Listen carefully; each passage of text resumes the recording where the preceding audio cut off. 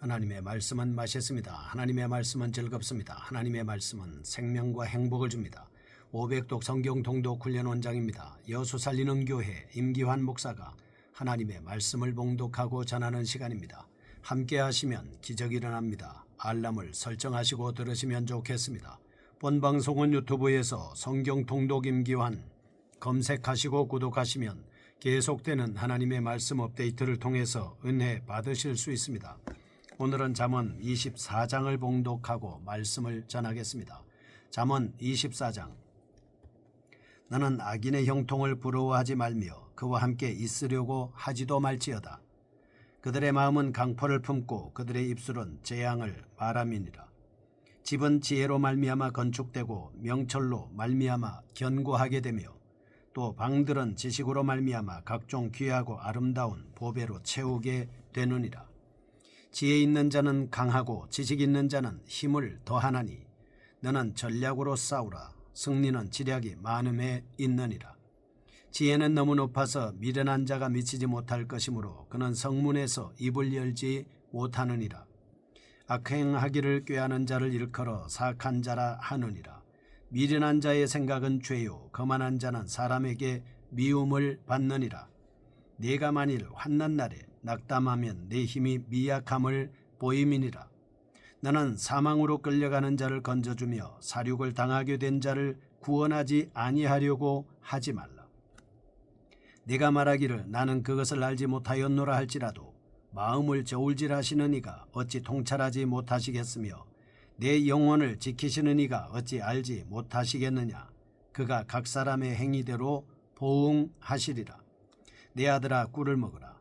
이것이 좋으니라. 송이 꿀을 먹으라. 이것이 내 입에 다니라. 지혜가 내 영혼에게 이와 같은 줄을 알라. 이것을 얻으면 정령히 내 장래가 있겠고 내 소망이 끊어지지 아니하리라. 악한 자여 의인의 집을 엿보지 말며 그가 쉬는 초소를 헐지 말지니라. 대저 의인은 7번 넘어질지라도 다시 일어나리니와 악인은 재앙으로 말미암아 엎드러지느니라. 네 원수가 넘어질 때에 즐거워하지 말며 그가 엎드러질 때에 마음에 기뻐하지 말라. 여호와께서 이것을 보시고 기뻐하지 아니하사 그의 진노를 그에게서 옮기실까 두려우니라. 너는 행악자들로 말미암아 분을 품지 말며 악인의 형통함을 부러워하지 말라. 대저 행악자는 장래가 없겠고 악인의 등불은 꺼지리라. 내 아들아 여호와와 왕을 경외하고 반역자와 더불어 사귀지 말라. 대저 그들의 재앙은 속히 임하리니 그 둘의 멸망을 누가 알랴. 이것도 지혜로운 자들의 말씀이라. 재판할 때에 낯을 보아주는 것이 옳지 못하니라. 악인에게 내가 옳다 하는 자는 백성에게 저주를 받을 것이요 국민에게 미움을 받으려니와 오직 그를 견책하는 자는 기쁨을 얻을 것이요 또 좋은 복을 받으리라. 적당한 말로 대답함은 입맞춤과 같으니라. 내 일을 밖에서 다스리며 너를 위하여 밭에서 준비하고 그 후에 내 집을 세울지니라. 너는 까닭없이 네 이웃을 쳐서 증인이 되지 말며 네 입술로 속이지 말지니라.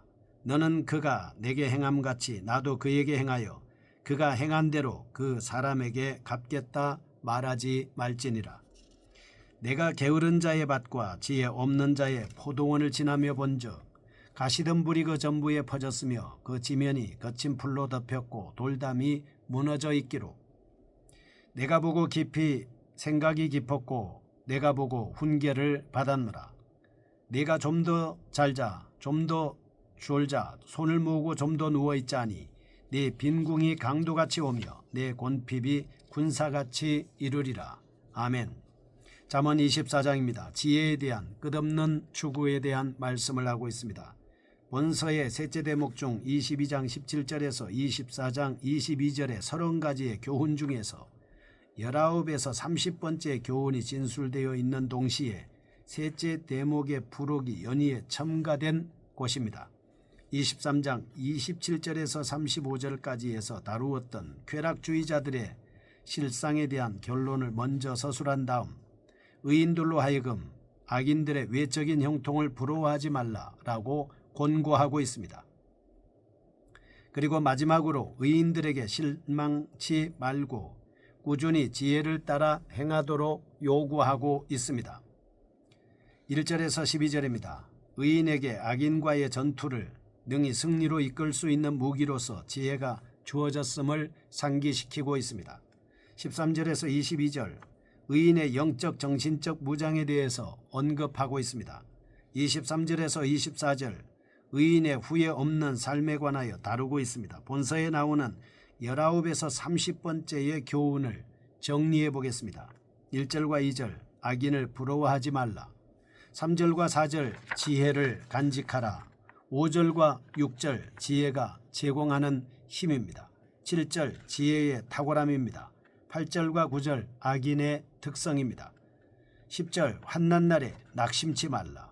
11절과 12절 타인의 환난에 관하여. 13절과 14절 지혜가 주는 유익입니다. 15절과 16절 악한 자를 경고합니다. 17절과 18절 하나님의 진노입니다.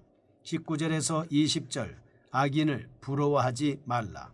21절에서 22절 하나님을 경외할 것 등에 대한 말씀입니다. 그런데 이상의 내용을 서술함에 있어서 두 가지 표현상의 특징이 나타나고 있습니다. 첫째, 본단락은 전체적으로 볼 때 셋째 대목의 여타 구절들이 그러하듯이 그 전기의 과정이 연속적인 서술의 형식을 취하고 있습니다. 둘째, 부분적으로는 인과적인 서술 형식을 많이 사용하고 있다 하겠습니다. 23절과 26절은 종합적 평행법입니다. 24절과 25절은 대조적 평행법입니다. 27절에서 29절은 독자적 진술이고 30에서 32절은 연속적 진술입니다. 33절에서 34절은 결론적 진술입니다. 본장에 나타나는 특성입니다. 첫째, 1절에서 22절 악인의 종말을 소개하고 있습니다. 하나님의 백성들로 하여금 현재 악인의 형통을 두려워할 필요가 없음을 역설적으로 강조하고 있습니다. 이러한 사상은 이미 본서 초두에서부터 면면히 흐르고 있는 내용으로서 본장에서도 두 번째 걸쳐 1절, 2절, 19절, 20절에서 반복적으로 선포되고 있습니다. 악인의 종말에 관한 사상을 정리해 보겠습니다.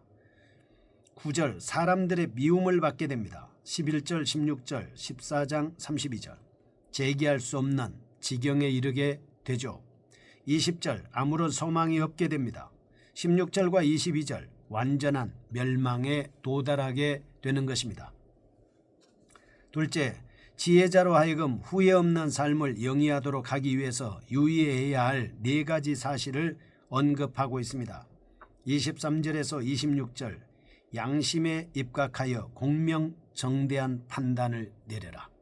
27절 장래를 위해서 미리 준비하라 말씀합니다. 28절에서 29절 위증 또는 공공연한 맹세를 금하라 언급합니다. 30에서 34절 게으르지 말라고 경고하고 있습니다. 교훈입니다. 첫째, 11절, 12절, 17절, 18절 하나님의 백성은 현실적인 악인의 번영을 부러워하지 말아야 할 뿐만 아니라 그들의 고통에 대해서도 기뻐하지 말아야 합니다.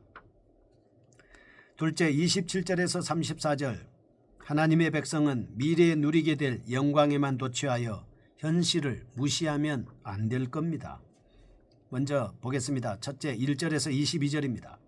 영적으로 항상 무장해야 된다 하는 것이죠. 지혜자로 하여금 언제나 하나님의 지혜로서 악인과 영적 투쟁을 준비해야 합니다. 하나님의 말씀으로 무장하는 동시에 종국에 있을 최종적인 승리를 확신하라고 경고하고 있습니다. 이상과 같은 기자의 교훈은 자칫 악인의 현실적인 기세에 짓눌려 하나님의 지혜를 포기할 위험에 처할 수 있는 지혜자들을 격려하기 위해서 진술된 것입니다. 1절에서 12절 하나님의 백성에게 주어진 지혜의 의미를 간접적으로 제시하고 있습니다. 13절에서 22절 악인과의 영적인 싸움에 임하는 자세를 지시합니다. 1절과 2절입니다. 악인을 결코 부러워하지 말 것. 3절에서 12절 지혜자가 인식해야 할 사실들입니다. 13절에서 14절 하나님의 말씀의 중요성. 15절에서 20절 지혜자의 악인에 대한 자세. 21절에서 22절 오직 하나님만을 경외할 것 등에 대한 말씀입니다. 핵심 사상을 보겠습니다. 첫째, 23장 17절에서 이미 언급된 바와 같이 악인의 현실적 번영에 대한 의인의 자세를 좀 더 구체적으로 나열하고 있습니다. 3절, 4절, 13절, 14절 하나님의 교훈에 주목하라고 요구합니다. 지혜자는 하나님의 말씀에 순종할 때 악인의 현실적 형통에 대해 정당한 평가를 내릴 수 있습니다. 5절에서 7절 하나님이 수여하는 지혜로만 만사를 판단하라 요구합니다. 10절 인간은 자신의 약함을 인정해야 한다. 19절 악인의 덕에 대하여 분을 품지 말라 요구하고 있습니다. 둘째 17절입니다. 악인의 멸망에 대한 지혜자의 자세를 언급합니다. 하나님께서는 타인의 실패에 대해 즐거워하는 사람들을 역겨워하십니다. 13절과 14절 하나님의 지혜를 꿀에 비유하고 있습니다. 이와 같은 표현은 지혜의 성질을 가리키는 것입니다. 하나님의 말씀에 대한 성도의 태도를 의미하고 있습니다. 하나님의 말씀을 먹는 것에 비유한 예는 성경에 자주 나타납니다. 예레미야 15장 16절 내가 주의 말씀을 얻어먹었사오니 말씀합니다. 베드로전서 2장 22절 갓난 아이들같이 순전하고 신령한 젖을 사모하라 말씀합니다. 교훈입니다. 첫째, 하나님의 지혜는 온전한 성격을 함유하고 있습니다. 둘째, 하나님의 지혜는 말씀을 깊이 사모하는 자에게만 전달되는 것입니다. 두 번째입니다. 23절에서 34절 후회 없는 삶을 추구하라. 본 단락의 내용은 명백한 두 가지의 사실이 이중적으로 맞물려 있음을 볼 수 있습니다. 지혜자들이 주목해야 할 마음 자세와 합당한 행동 양식이 동시적으로 나타나고 있는 것입니다. 23절에서 29절 지혜자의 삶에 있어서 현명한 판단을 지시합니다. 30에서 34절 게으름에 대한 경고입니다. 좀 더 자세하게 살펴보죠. 23절에서 25절 공의로운 재판을 실행하라 하는 것입니다. 26절 정직한 대답을 하라. 27절 준비성 있는 처신을 하라. 28절 거짓 증언을 금지하라. 29절 복수에 대한 일방적 경고입니다. 30에서 34절 게으름에 대한 경계로 구분할 수 있겠습니다. 핵심적인 사상을 살펴보겠습니다. 첫째 23절에서 26절 공의로운 재판에 관하여 강조하고 있습니다. 그런데 본단락에서 공정성에 대한 언급은 단순한 사회적 차원에서 요구가 아닙니다. 재판 자체를 하나님의 공의를 대행하는 것으로 이해하고 있는 것입니다. 16장 22절에서 왕권 자체가 하나님의 공의로운 말미암아 굳게 선다고 말씀을 했습니다. 그러므로 재판의 시행 자체는 하나님의 공의로 운심을 이 지상에 온전히 전달하느냐 그렇지 못하느냐에 관한 중요한 관건이 되는 것입니다. 그러므로 인간적인 편견을 제거하고 공의에 입각하여 악인을 견책하도록 요구하고 있는 것입니다. 둘째 33절과 34절 지혜자들이 취해야 할 삶의 처세 방식 중 게으름에 대한 경고입니다.